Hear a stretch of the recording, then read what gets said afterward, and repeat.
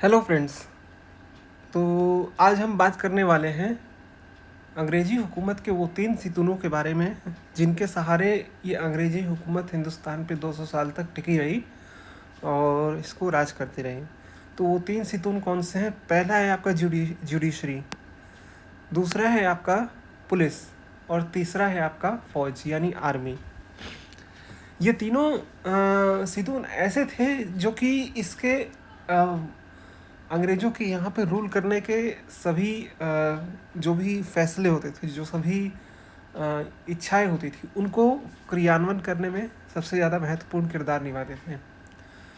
तो हम बारी बारी से इन तीनों ही सितूनों पे एक अच्छे से नज़र डालेंगे और समझने की कोशिश करेंगे कि आखिर कैसे ये 3 पिलर्स अंग्रेज़ों के एक बहुत बड़े सबसे बड़े हथियार के रूप में सामने आते हैं भारत को हुकूमत करने के। तो सबसे पहले पिलर या सितून की अगर हम बात करें तो वो है आपका जुडिशियल सिस्टम। जब से 1765 में अंग्रेज़ों को ईस्ट इंडिया कंपनी को बंगाल, बिहार और उड़ीसा की दीवानी मिली और तब से दीवानी के सारे मसले अंग्रेज़ी ईस्ट इंडिया कंपनी के हाथ में आ गए। लेकिन निजामत की से जुड़े जितने भी मसले थे वो नवाबी प्रशासन से और मुग़ल दस्तूर के हिसाब से चलते रहे अपने हिसाब से। इसका ये असर हुआ कि यहाँ पे खासकर बंगाल की अगर हम बात करें तो यहाँ पे एक दोहरी बंदोबस्त कायम हुई जिसे रॉबर्ट क्लाइव के बंदोबस्त कहते हैं। और इस रॉबर्ट क्लाइव की इस दोहरी बंदोबस्त का सबसे बड़ा जो चाबी था वो था यहाँ का नायब नाजिम, जिसे हम कहते हैं मोहम्मद रजा खान, जिसे हमें लगभग अपने 2 से 3 चैप्टर्स में जिसका जिक्र किया है। आप ये समझिए कि ये ऐसा बंदा था जो कि बंगाल के जो भी निजामत के जितने भी फैसले होते थे, निजामत के जितने भी दस्तूर होते थे, उनका ये एक ऐसा नुमाइंदा था जिसकी वजह से रॉबर्ट क्लाइव अपनी दोहरी बंदोबस्त को चला रहा था। कंपनी के जितने भी सिविल के मामले होते थे, सिविल ज्यूरिसडिक्शन होते थे, उसे नायब नाजिम के तौर पर वही संभालता था और इसके क्रिमिनल मसलों को भी यही देखता था। हालांकि इससे क्या होता है कि इससे एक तरीके से जो एक तरीके से however this acceptance of indigenous system depended to a large extent of the colonizer understanding on and interpretation of it। यानी कि जो नियम थे, जो कानून थे, ये इस चीज़ पर निर्भर करता था कि जो ये अंग्रेज़ थी किस तरीके से इस कानूनों पर व्याख्या करते हैं। The Mughal system was never centrally organized and depended to a large extent on local फौजदार and their executive discretion। जैसा कि इसमें लिखा है कि जो मुगलिया दस्तूर था वो कभी भी एक जगह सेंट्रलाइज नहीं रह पाया और ये काफ़ी हद तक लोग जो स्थानीय फौजदार होते थे और उनके डिस्क्रिप्शन पे ये टिका हुआ था। Although the Sharia or the Islamic law was referred for legitimation, its application varied widely dependent on the seriousness on the case and interpretation of the muftis and qazis। तो कुल मिला के बात ये है कि रॉबर्ट क्लाइव के दौर में ऐसा सिचुएशन चल रहा था कि जो पुराना मुगलिया दस्तूर था, खासकर सिविल और क्रिमिनल मामलों में, वो चला आ रहा था। निजामत वैसे के वैसे ही चल रही थी। दीवानी में अंग्रेज़ों को जितने करने थे वो उस हिसाब से उनको वैसा कर रहे थे, क्योंकि कुल मिला के ईस्ट इंडिया कंपनी का मेन मोटिव ये था कि जितना ज़्यादा यहाँ से महसूल बढ़ा के कर वसूल करके रेवेन्यू जनरेट कर सके, ताकि एक कंपनी के तौर पे अपने शेयर धारकों को वो डिविडेंड वापस कर सके। अब इससे क्या होता है कि इससे जो यहाँ पे बंगाल में जो इस रेवेन्यू पॉलिसी का असर ये होता है कि यहाँ पे, जैसा कि मैंने पिछले वीडियो में बताया था, कि अंग्रेज़ों की इस रेवेन्यू पॉलिसी का सबसे बड़ा असर होता है कि अकाल पड़ जाता है बंगाल में। और जब बंगाल में अकाल पड़ जाता है तो इससे कई सारे लोगों की जान चली जाती है। ये एक बड़ा सिविल और मतलब निजामत के लिए एक बहुत बड़ी चुनौती बन जाती है, क्योंकि इससे एक लॉ एंड ऑर्डर की ऐसे law and order problem create करता है जिससे कि निजामत के पास तो कोई अधिकार ही नहीं है ना। वो तो बस उसके पास तो जिम्मेदारी है, लेकिन उसके पास तो कोई अधिकार ही नहीं है। तो वो इन सब मामलों को कैसे संभालेगा, ये सबसे बड़ी समस्या आ गई थी। इसलिए जब वारेन हेस्टिंग 1772 में अपना गवर्नर बन के आता है, तो वो इस न्याय व्यवस्था पे पूरा कंट्रोल चाहता था। वो चाहता था कि किसी तरीके से ये जो न्याय व्यवस्था है उस पर अंग्रेज़ों का पूरा कब्जा हो, और इसमें उसे कोई शक नहीं था कि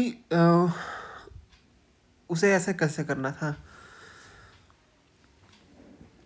मोहम्मद रजा खान के गिरफ्तार करने का एक बहुत बड़ा रीज़न 1772 में ये भी था कि वो ये चाहता था कि जितने भी इन 2 सालों में जितने भी निजामत के रास्ते में बड़ी रुकावटें हैं उनसे पार पाया जा सके।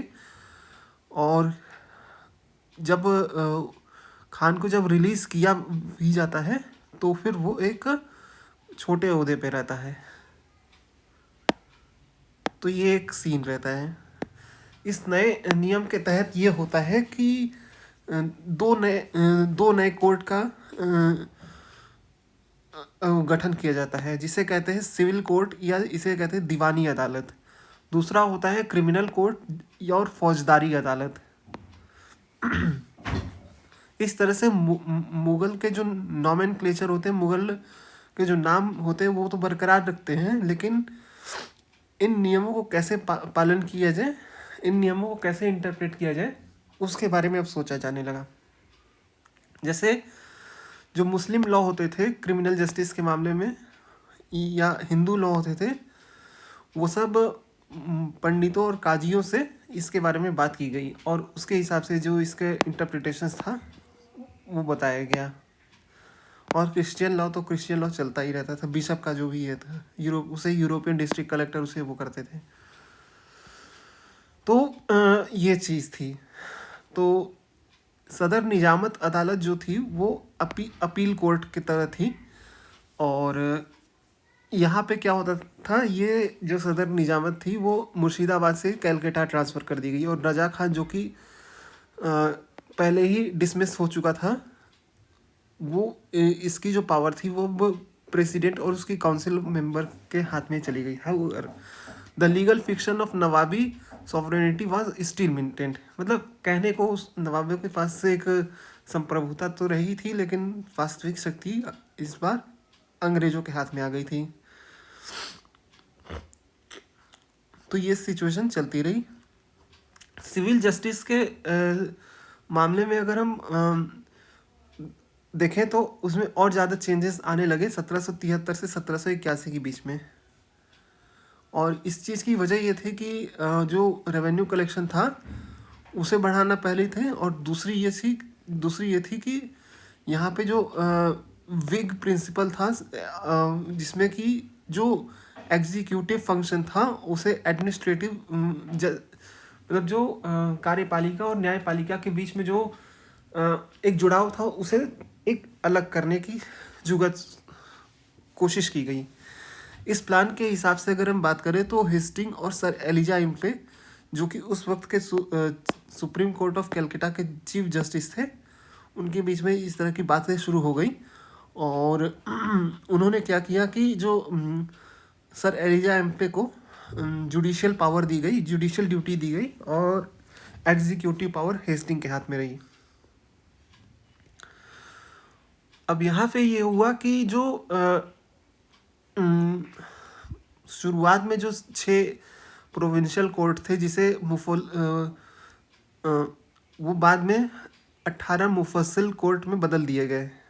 और यहाँ पे क्या हुआ कि यहाँ पे यूरोपियन कोवेनेंट ऑफिसर इस यहाँ के मामलों को देखने लगे और जज के तौर पे देखने लगे, और इस नए सुप्रीम कोर्ट में जो कि रेगुलेटिंग एक्ट ऑफ 1773 के तहत बनाया गया था, वो एक एपेक्स अपील कोर्ट के तौर पे रहा, और यहाँ पे जितने भी कॉन्फ्लिक्ट होते थे वो यहीं पे तय होते थे, और इसी का और यहीं पे इसका डेफिनेशन भी होता था कि कैसे इसको सारे यहाँ के जो भी कॉन्फ्लिक्ट्स हैं, इस कॉन्फ्लिक्ट को कैसे डिफाइन किया जाए। तो इस तरीके की चीज़ें हमें देखने को मिलती हैं। अब ये जो फैसला होता था वो कैसे होता था, तो ये फैसला जो बेसिकली होता था वो आपका जो पंडित होते थे और काजी होते थे, यानी कि जो हिंदू लॉ और मुस्लिम लॉ के जो विद्वान होते थे, उनसे सलाह मशविरा करके उसका फैसला लिया जाता था। लेकिन बाद में ये होता था, ये एक समस्या बन के आई कि जो काजी और पंडित थे, इनकी संख्या ज़्यादा होने के बाद ऐसा होने लगा कि खुद इनके बीच में मतभेद उत्पन्न होने लगे, इसलिए कानून का जो व्याख्या थी वो और ज़्यादा मुश्किल हो गई। तो ऐसा किया गया कि एक बोर्ड बना दिया गया, एक ऐसा बोर्ड बना दिया गया जिसमें कि पंडितों का एक बोर्ड अलग रहेगा, जिसमें कि ये सर्वसम्मति से इन्हें जो भी लगता है वो कानून हिंदू लॉ बना देंगे, वही काम मुस्लिम बोर्ड करेगा, और वहाँ पे मुस्लिम काजी जो है मुस्लिम लॉ को इंटरप्रेट करके उसको लिख देंगे। और इस हिसाब से इसको देखने के बाद जो जज रहेगा, यूरोपियन डिस्ट्रिक्ट कलेक्टर रहेगा, यूरोपियन जज जो भी रहेगा, वो इस पे अपना फैसला देगा। तो ये एक बंदोबस्त बनाया गया, और ये बंदोबस्त जो है ऐसे ही चलता रहा 1787 तक। लेकिन इसमें कुछ थोड़े बहुत बदलाव भी आए। There was certain reversal of this system when once again the collector was given the duty of administrating civil justice. और यहाँ पे बदलाव थोड़ा सा और आया कि जब 1787 में जो डिस्ट्रिक्ट कलेक्टर होता था उसको न्यायिक फैसले देने के भी अधिकार मिलने लगे। It was Lord Cornwallis and his code of 1793 that finally set the rule of separating revenue collection from administration of civil justice as a safeguard for property right against the abuse of power of revenue official and their agents। तो ये सारी चीज़ें 1793 में बदल गई। जो Cornwallis का जो 1793 में कोड आता है, उससे जो रेवेन्यू के जो भी कलेक्शन, मतलब डिस्ट्रिक्ट कलेक्टर जो होता था, उससे ये सारी पावर जो जुडिशियल पावर थी वो छीन ली जाती है। अब यहाँ पे क्या होता है, एक नई हायरार्की का गठन होता है, जिसके तहत ये होता है कि एक जिला होगा, जिले में एक कोर्ट होगा, और जिले के अंदर कई सारे शहर होंगे, उनके पास जो प्रोविंशियल कोर्ट होगा उसे सदर दीवानी अदालत और सदर निजामत अदालत के तहत बांट दिया जाएगा। तो ये सारी चीज़ें जो रहती हैं वो चलती रहीं, और फौजदारी इलाज जो कि अब तक नायब नजीम मोहम्मद रजा खान के तहत चलाया जा रहा था, वो अब उसे यूरोपियन जजेस उसे हेल्ड करेंगे, और नायब नजीम की जो पोजीशन थी उसे हटा दी जाती है, और सदर निजामत अदालत जो है वो कलकत्ता वापस ले जाया जाता है, जो कि गवर्नर जनरल काउंसिल के सुपरविजन के अंडर में, उसके जुरिस्डिक्शन में रहता है। फिर कॉर्नवालिस का जो रेगुलेशन रहता है वो बनारस में 1795 तक, और 1803 में जो नए नए इलाके थे उनको कब्जे में लिए थे, 1803 और 5 के में यहाँ पे लाए गए। लेकिन जो बंगाल का सिस्टम था वो स्थायी बंदोबस्त पे आधारित था, और जो जमींदारों के साथ की गई थी। मद्रास में ये जो है ये इतना ज़्यादा कामयाब नहीं हो पाता है, क्योंकि वहाँ पे लॉर्ड वेलेस्ली रैयतवाड़ी सिस्टम ले आता है 1806 में, ये 1806 है, मिसप्रिंट हो गया है। तो यहाँ पे क्या होता है कि यहाँ पे थोड़ा सा प्रॉब्लम हो जाता है, और ये प्रॉब्लम जो है रेवेन्यू कलेक्शन और मजिस्ट्रियल और जुडिशियल पावर के बीच में हो जाता है कि जमींदार के पास ये पावर रहेगी या नहीं रहेगी, इस चीज़ का दिक्कत हो जाता है। इस पर थॉमस मुनरो ये इंसिस्ट करता है कि जो कोर्ट ऑफ डायरेक्टर है वो एक यहाँ पे नया सिस्टम प्रपोज करना चाहिए जो कि greater Indianisation of the system at the lower level, यानी कि निचले स्तर पे ज़्यादा भारतीयों को इसमें पार्टिसिपेशन करने का मौका दिया जाए। और 1816 तक ये मद्रास में पूरी तरह से लागू भी कर दिया गया है और बॉम्बे में ये 1819 में एल्फिंस्टन द्वारा लागू किया जाता है। तो ये सारी चीज़ें हमें यहाँ पे देखने को मिलती हैं। फिर फाइनली जब 1833 में लॉर्ड विलियम बेंटिक आता है गवर्नर जनरल ऑफ इंडिया के तौर पे चार्टर एक्ट के थ्रू, यहाँ पे पहली बार ये होता है कि एक जुडिशियल पोजीशन टू इंडियंस को ओपन कर दिया जाता है और appointment of a law commission, यहाँ पे लॉ कमीशन की बात की जाती है जिससे कि जो लॉज होते हैं उनको कोडिफाई किया जाता है, उनको यानी कि एक लाइन से लिपिबद्ध किया जाता है। By this time the collectors had once again resumed magisterial authority and some judicial power। यहाँ पे फिर वही चीज़ हो जाती है कि मजिस्ट्रेट के पास मजिस्ट्रियल अथॉरिटी तो रहती है, साथ में जुडिशियल पावर वापस मिल जाती है। और ये जो काम 1837 तक चलता है और लेकिन ये चीज़ जो 1837 में कोडिफिकेशन का काम हो जाता है, लेकिन वेट 1857 के बगावत तक किया जाता है कि कुछ ना कुछ हो ऐसा जो कि कानून व्यवस्था में प्रॉब्लम उत्पन्न हो, और फिर इसको पूरी तरह से जब हुआ 1857 में बगावत तो फिर वो हो गया। ऐसा नहीं था कि ये प्री प्लान था, लेकिन ऐसा सोचा गया था कि आगे चल के अगर कोई समस्या लॉ एंड ऑर्डर की प्रॉब्लम आती है तो उस लॉ एंड ऑर्डर को संभालने के लिए ये जो हमारे पास कोडिफाइड लॉ है उसको हम लागू कर देंगे। और फाइनली इसे 1859 में इंट्रोड्यूस किया गया और फिर अगले ही साल आईपीसी को भी लागू किया गया और क्रिमिनल सीआरपीसी जो है यानी क्रिमिनल प्रोसीजर कोड ये 1862 में लागू किया गया। तो ये सब हम देख पाते हैं कि एक लंबे प्रोसीजर के बाद इवॉल्व होके हमारा जो जुडिशियल सिस्टम है वो कई सारे नियमों को कोडिफाई करके 1862 में लागू होता है और ये काफ़ी लंबे वक्त तक चलते रहता है। इस तरह से ये होता है कि आज के दौर में, अभी कुछ ही साल पहले की बात है, शायद 2025 की बात है, कि भारतीय न्याय संहिता लागू की गई थी जो कि बदली गई थी इंडियन पिनल कोड को। तो ये कहीं ना कहीं जो हमारे यहाँ जुडिशरी का जो कोडिफिकेशन ऑफ लॉ है वो ऐसे ही इवॉल्व हुआ है ब्रिटिश के तौर पे, ब्रिटिश के टाइम पे, और इसी को कहीं ना कहीं हम लोग आज के डेट तक भी फॉलो करते आए हैं। अब हम अगर दूसरे सतून या पिलर की बात करते हैं तो उसका नाम है पुलिस। पुलिसिंग की भी बात करें तो जैसे कि मैंने बताया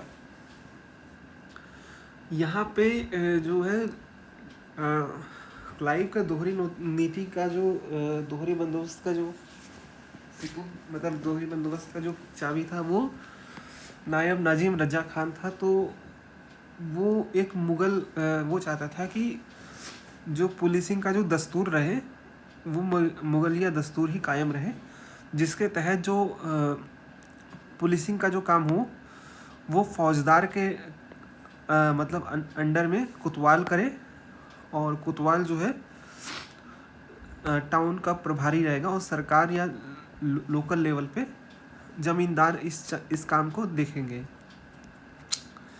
लेकिन इस चीज़ का सबसे बड़ा प्रॉब्लम ये हो जाता है कि टाइम के साथ जब टाइम टू टाइम बदलते आता है तो यहाँ पे जो अंग्रेज़ी निज़ाम है यहाँ पे एक बहुत बड़ी प्रॉब्लम इस चीज़ की हो जाती है कि जो ये कोतवाल रहता है या जो मुगलिया दस्तूर चला रहा है ये बेसिकली हार्डली यानी अच्छे से काम ही नहीं कर पाता है, क्योंकि ये जो है यहाँ के जो कंपनी के ऑफिसर हैं वो लगातार नवाब की जो अथॉरिटी है उसको चैलेंज करते रहते हैं। इससे क्या होता है, क्राइम रेट जो है वो बढ़ते जाता है। दूसरी चीज़, जमींदार जो है वो मुगल कोतवाल या मुगल पुलिसिंग के साथ मिलकर काम नहीं, बल्कि जो अपने लठियाल्स हैं वो अपने लठियाल्स और डकैतों के साथ मिलकर रियाया को लूटने का काम करते हैं। इससे क्या होता है, इससे लॉ एंड ऑर्डर सिचुएशन और ज़्यादा खराब हो जाती है। तो यहाँ पे ये तय होता है कि अब जब वारेन हेस्टिंग आता है तो इस चीज़ को बदलने कोशिश करता है और ये कहता है कि जो ज़मींदार हैं वो अपनी ताकत का अब्यूज़ कर रहे हैं। लॉर्ड कॉर्नवालिस जब 1793 में ये डिसाइड करता है कि जो ज़मींदारों को उनकी जो पुलिसिंग ड्यूटी है उससे मुक्त कर दिया जाएगा, और उनकी जगह क्या होता था कि जो जिले थे उनको थाने और थाने को पुलिस ज्यूरिसडिक्शन में डाल दिया जाता था, और इसे नए ऑफिसर के अंडर में डाल दिया जाता था जिसे कहते थे दरोगा। और ये जो दरोगा होता था ये एक नया इंस्ट्रूमेंट बन गया कंट्रोल का, और यहाँ से जो कंपनी का जो ऑरा था वो बढ़ने लगा और कंपनी को कंपनी बहादुर कहा जाने लगा। A new and alien element in the countryside, they could hardly ignore the powerful local landed magnates who retained much of their extra legal coercive power and in most cases made alliance with them. लेकिन जमींदार सुधरने का नाम नहीं ले रहे थे वो, और 19th सेंचुरी के तक ये जो है दरोगा जमींदार का जो नेक्सस है वो यहाँ पे बढ़ते रहा, और यहाँ के जो रूरल लाइफ है उसको उसके शोषण का एक बड़ा कारण बनता रहा। जमींदार क्या करते थे, अपने साथ मर्सिनरी या लठियाल्स को अपने साथ रखते थे और रियाया को काफ़ी परेशान करते थे, उनसे बेहिसाब पैसा वसूल करते थे, और इससे काफ़ी ज़्यादा जो बंगाल की स्थिति थी वो और ज़्यादा ख़राब होने लगी। मद्रास में जो है 1802 में दरोगा सिस्टम जो है वो एक्सटेंड किया गया और उसे तहसीलदारी सिस्टम के तौर पे लागू किया गया। फिर 1803 और 4 में इसे अपर प्रोविंस में भी लागू किया गया, लेकिन हर जगह जो है ये इसका नतीजा ये हुआ कि बर्बादी ही बर्बादी हुई।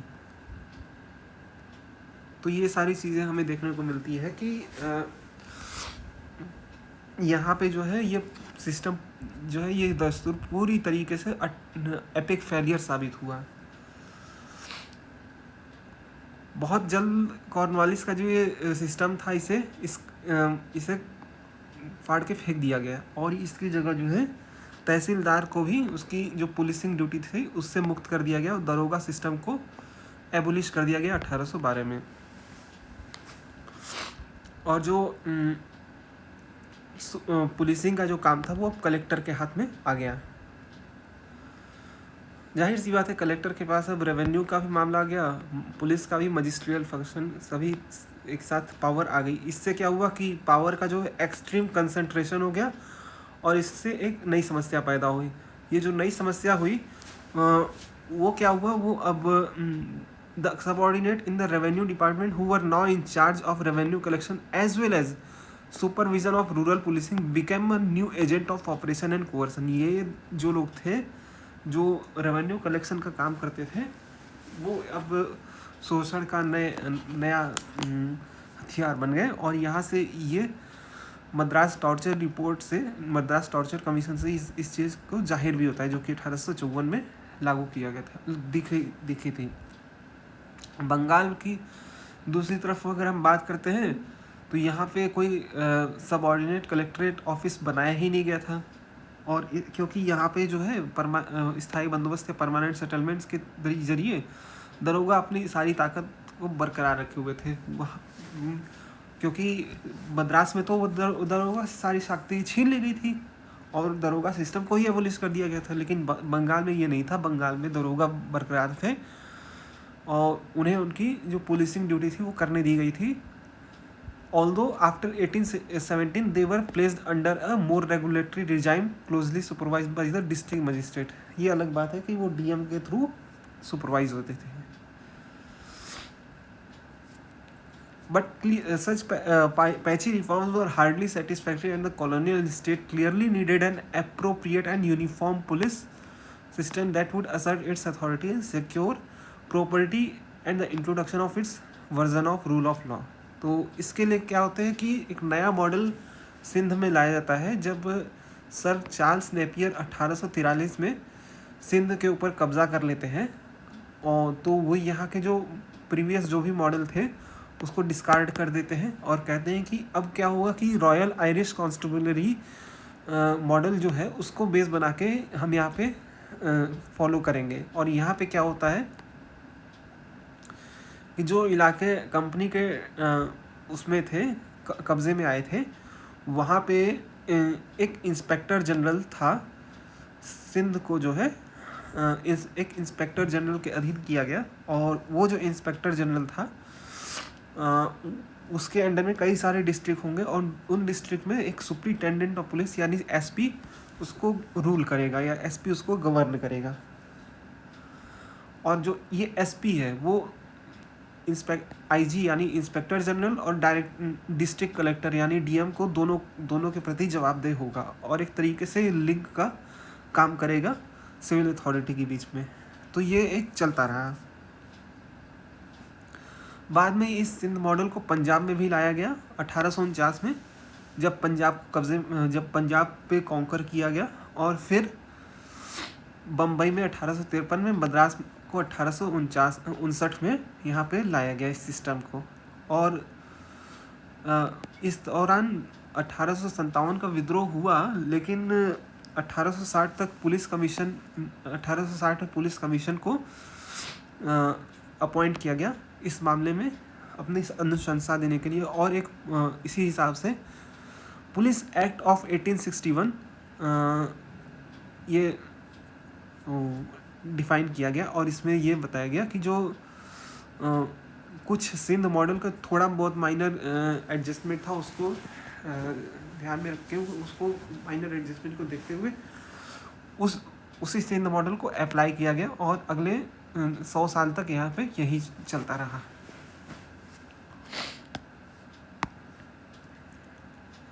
In the new organization of military police, military police was eliminated and the civilian police was organized on a provincial basis with the inspector general answerable to provincial government. तो इस नए बंदोबस्त के हिसाब से जो मिलिट्री पुलिस था उसका काम ख़त्म हो गया. अब यहाँ पे सिविलियन पुलिस का काम बढ़ गया और ये जो है इंस्पेक्टर जनरल जो है इसके अधीन सिविल पुलिस काम करने लगी जो कि प्रांतीय सरकार के प्रति उत्तरदायी थी.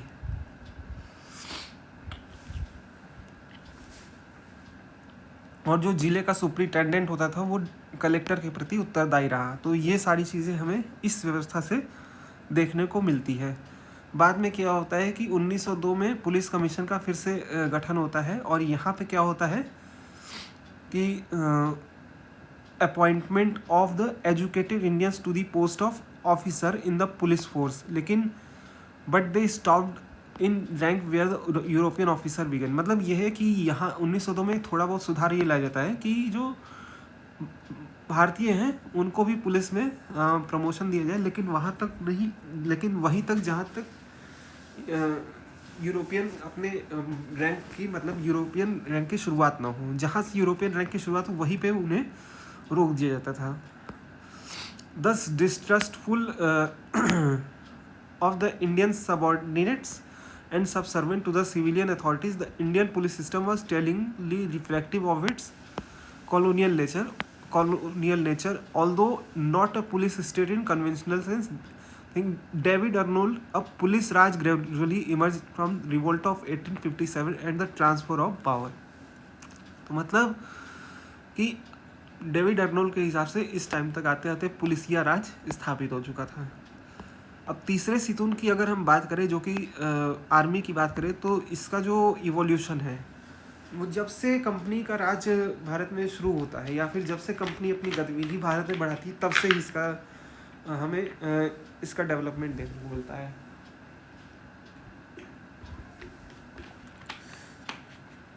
खासकर अगर बात करें खासकर बात करें अंग्रेजों की फौज की, तो 18th सेंचुरी में ये था कि in the 18th century royal force particularly the navy were often dispatch to India on lease to the company to help. मतलब आर्मी के हिसाब से अगर मतलब आर्मी में हम बात करें तो यहाँ पे दो तरीके की फौज होती थी। एक होता था रॉयल आर्मी और दूसरा होता था कंपनी आर्मी।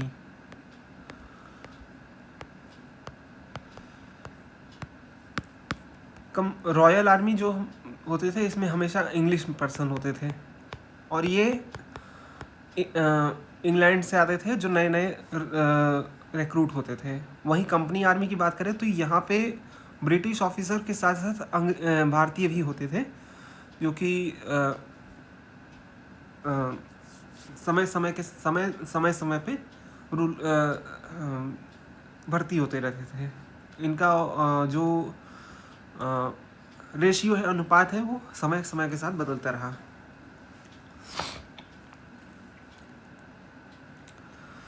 तो but this created problem particularly in the relation between kings army officer and the civilian authority of the company. So very early on there was attempt to raise a permanent companies army in India.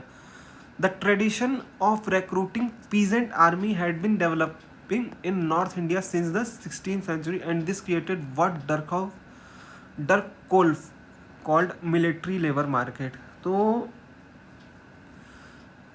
ये conflict ना हो राजा और company के बीच में, इसलिए company ने क्या किया कि अपनी खुद की फौज खड़ी करनी शुरू कर दी, जो कि जाहिर सी बात है कि इसमें जो किसान थे उन्हें शामिल किया गया और इसे डर्कहोल्फ मिलिट्री लेबर मार्केट की संज्ञा देते हैं। During the Mughal period, distinction between this peasant army and the civilian population was never clearly very marked. It was in the 18th century that the rulers of some of the North Indian successor states like Nawab of Awadh and Raja of Banaras refined this recruitment system and less sophisticated trained peasant army distinct from civilian communities. जो Mughal time पे peasant army जो create होती थी, जिसमें कि ये कोई साफ रेखा मौजूद नहीं थी कि कौन सी पीजेंट आर्मी है और कौन किसान है, कौन सिविलियन है। तो ये चीज़ जो है, जब सक्सेसर स्टेट्स आते हैं जैसे अवध के नवाब हो गए, तो वो इस चीज़ के ऊपर काम करते हैं और उन्हें थोड़ा सा ट्रेन करने का काम करते हैं। इसी ट्रेडिशन को आगे बढ़ाते हुए ईस्ट इंडिया कंपनी जो है अपनी खुद की आर्मी तैयार करती है, जिसे वो लोग सिपाही कहते हैं या सिपाही कहते हैं।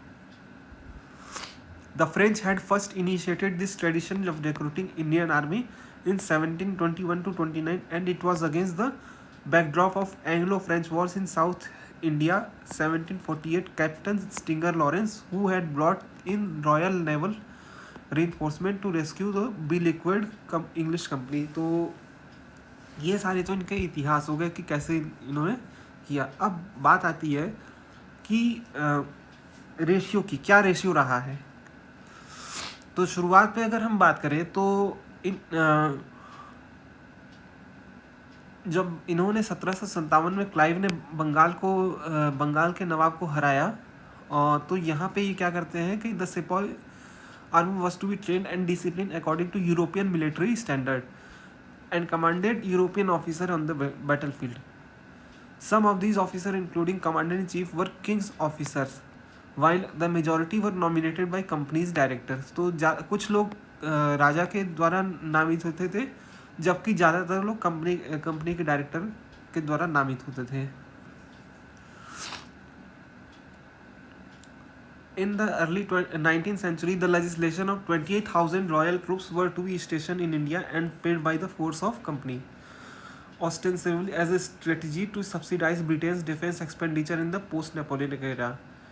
इन addition to that size of companies Indian army also increase continuously, और ये सब बढ़ते रहा। 1794 में 82,000 की फौज थी, 1,54,000 1824 में, और 2,14,000 1856 में। तो ये रहा इनकी फौज का आंकड़ा।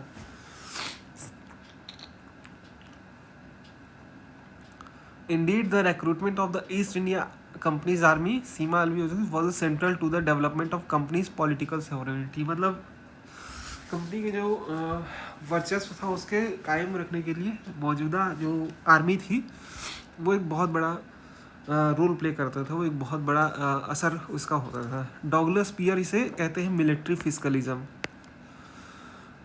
तो जो आर्मी थी, जो फौज थी, वो ना सिर्फ इलाकों को कब्जे में जीतती थी, बल्कि इस वो जो है कि कोई भी रियल और इमेजिन जो थ्रेट, इंटरनल थ्रेट था, उससे भी प्रोटेक्ट करने का काम करती थी।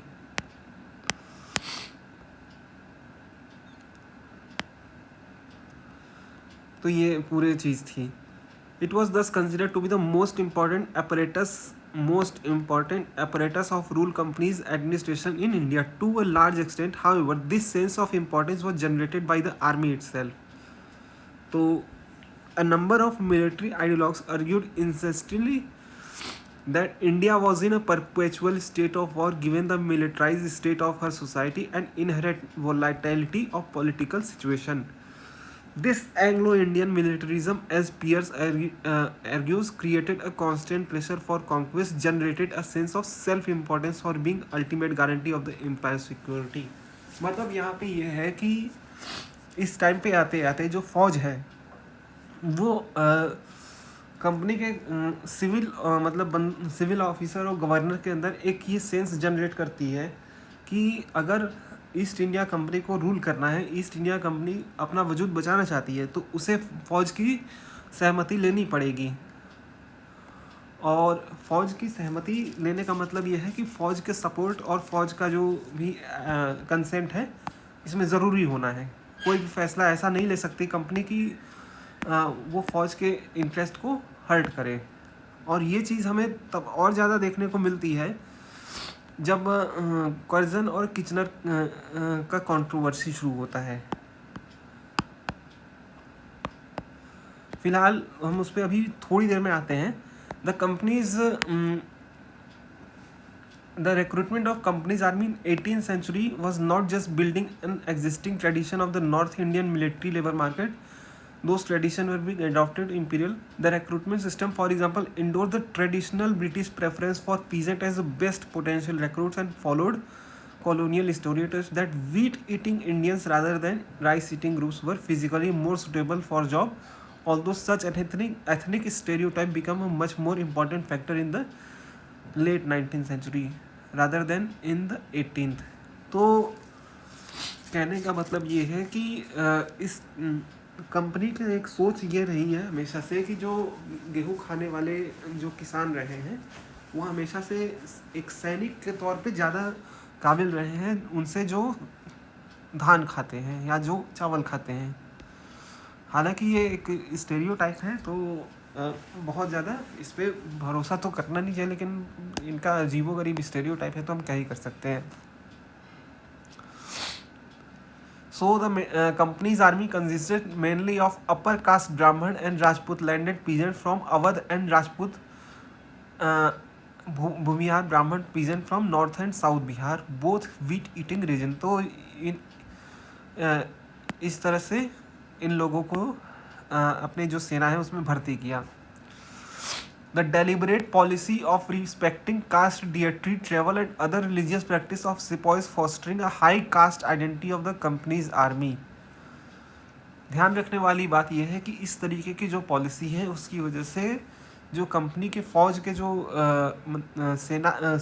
सिपाही हैं उनके अंदर एक हाई कास्ट आइडेंटिटी को बढ़ावा देने का काम करता है। इससे क्या होता है कि इससे वो किसी भी तरीके की जो ऐसी चीज़ें जिसमें कि कंपनी जो है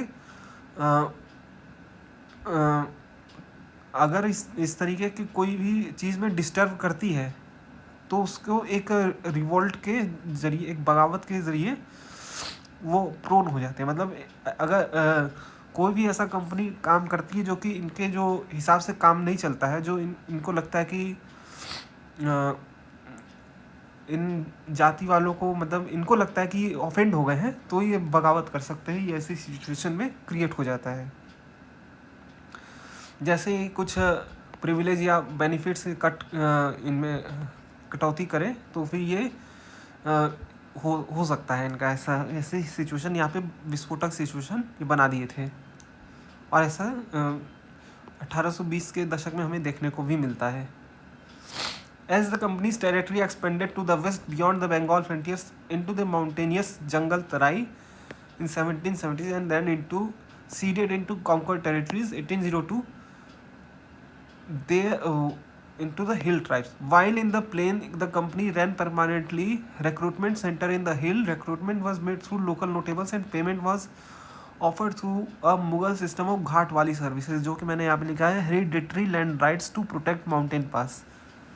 तो ये सैनिकों को एक हेरिडिटरी जागीर टाइप का दे दिया जाता है, जो कि जितने भी पहाड़ी इलाके के जो दर्रे होते थे उनको प्रोटेक्ट करने का काम करते थे जो सैनिक।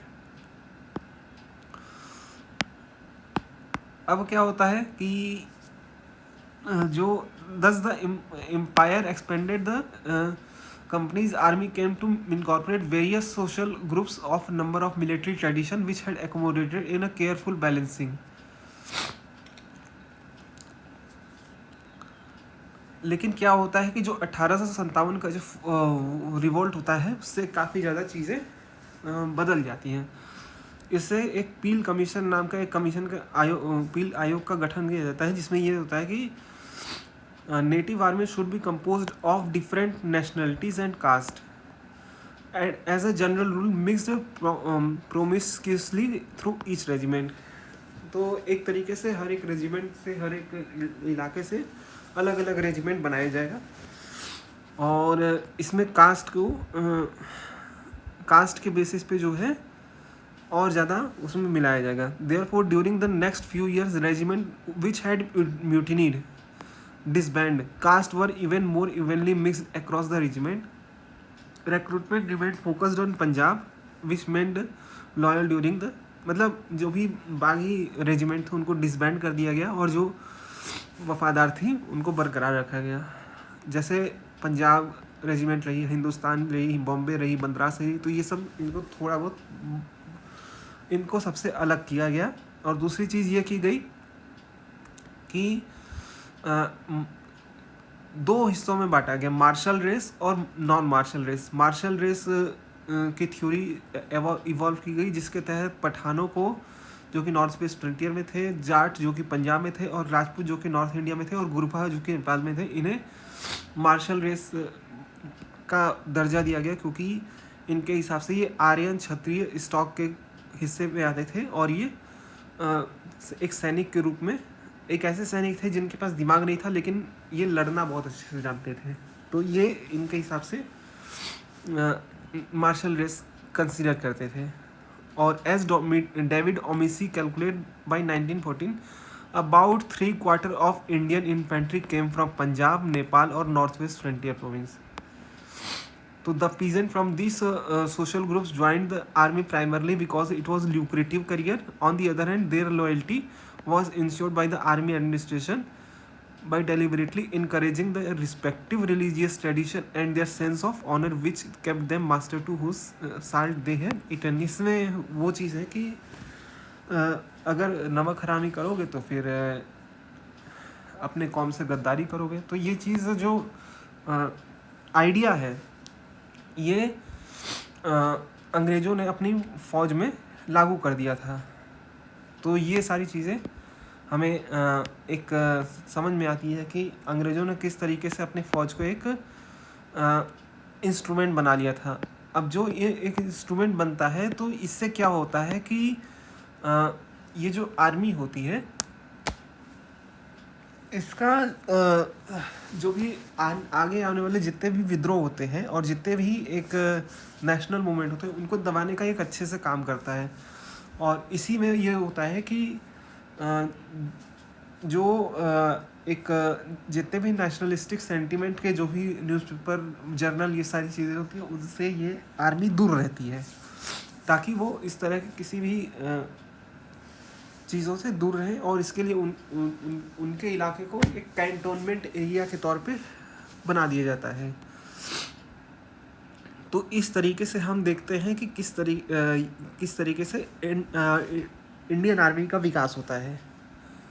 तो आई थिंक आप समझ गए होंगे कि ब्रिटिश हुकूमत के वो 3 सितून कैसे उसके ताकत को, कैसे उसके हुकूमत को संभाले पड़े थे। मिलते हैं आपसे नेक्स्ट वीडियो में, तब तक के लिए अपना ध्यान रखिए। Good bye.